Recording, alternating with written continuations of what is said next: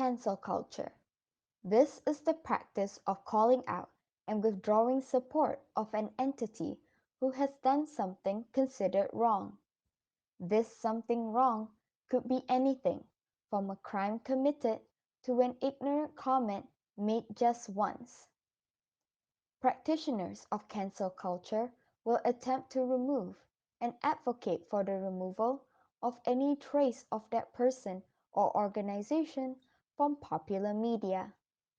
They may preach for fellow consumers to not purchase books from an author who is racist. They may demand for the videos of a YouTuber who said an insensitive remark to be taken down. Hence, like a TV show that did not get renewed for a second season, that person is cancelled. According to an article by The Insider, despite the seemingly positive intentions of many cancellations, people tend to call out cancel culture itself as a negative movement, suggesting that the consequences of cancellation are too harsh in minor instances or represent rush judgment in complicated situations. More on that later.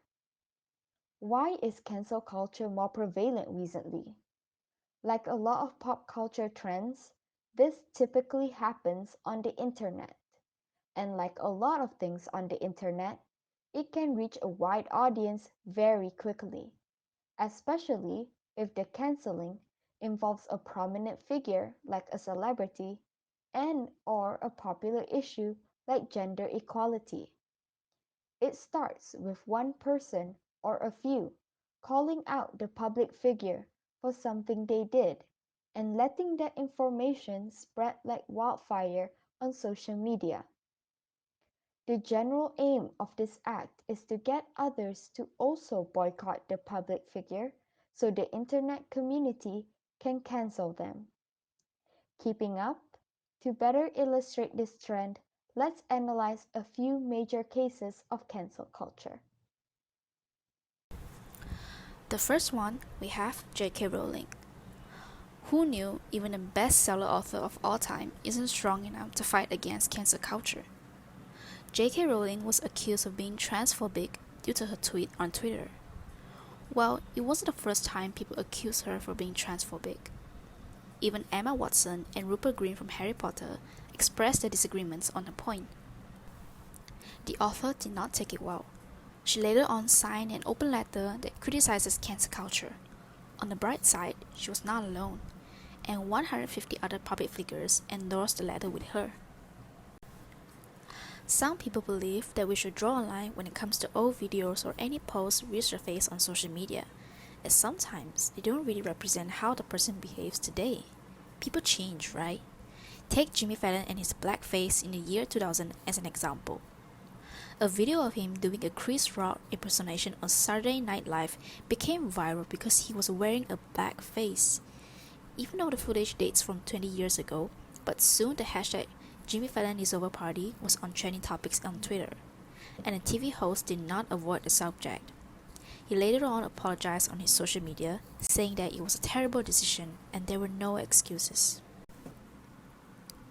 There are also times where celebrities are being accused of doing something without any evidence, and there we have Demi Lovato. Demi Lovato is another star who got trended on Twitter with the hashtag DemiIsOverParty. People thought that they found a fake account of Demi Lovato that she used to make fun of Selena Gomez. Even though there was no evidence stated that it was her account, but the internet was quick to judge the singer and proceed to cancel her. It was all over the headlines too.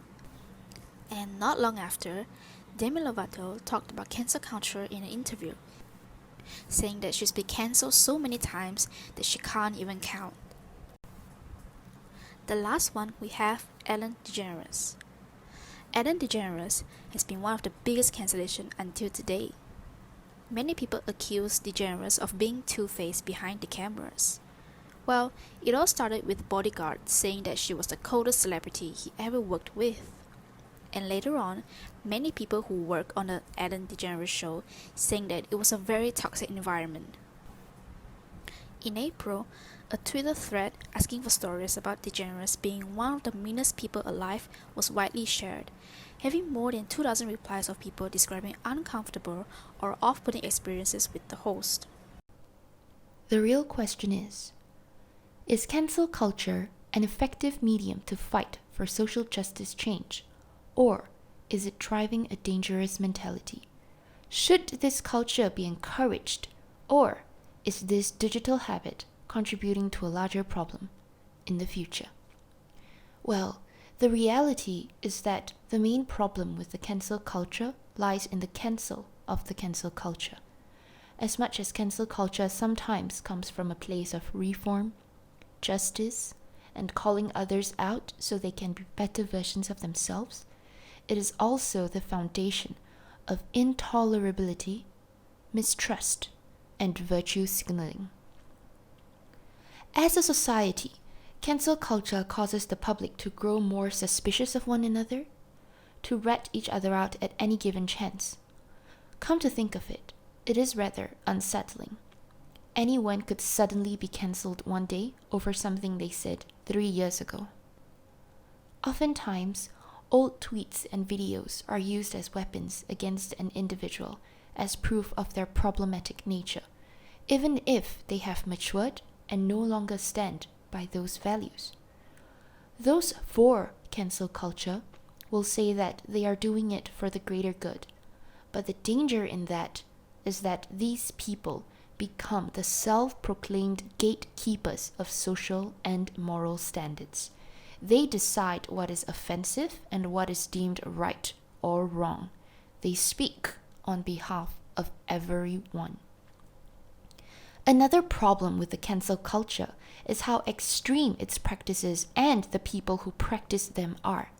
Cancel culture isn't just about encouraging others to not attend a certain celebrity's show. It isn't just about boycotting the artist and his or her shows. Cancel culture is about boycotting those who do not boycott the one being cancelled. Oh, you watched a Shane Dawson episode on YouTube? Oh, the cancel culture has officially cancelled you from their lunch dates. This is to say that the cancel culture discourages authenticity, democracy, and the freedom to have our own values and beliefs. Let's also not forget how labile and unreliable cancel culture actually is. It is based solely on what is available on social media, no research, no facts, just rumors and opinions. Take Johnny Depp as an example. When allegations of his supposed abuse towards his ex-wife Amber Heard came about, the cancel culture community started boycotting him and his shows all before the court trials began. However, when allegations of Amber Heard being the abuser came out later in the saga, the cancel culture trended a whole hashtag for justice for Johnny Depp. For a movement claimed by some to be a drive of accountability and social change, the cancel culture does not practice what it preaches. By and large, even if cancel culture is not going anywhere anytime soon, this mentality of good or bad and right or wrong is not sustainable. We must have trust in each other again and believe that those being cancelled still have the capacity to change. If we don't believe in each other, then who will?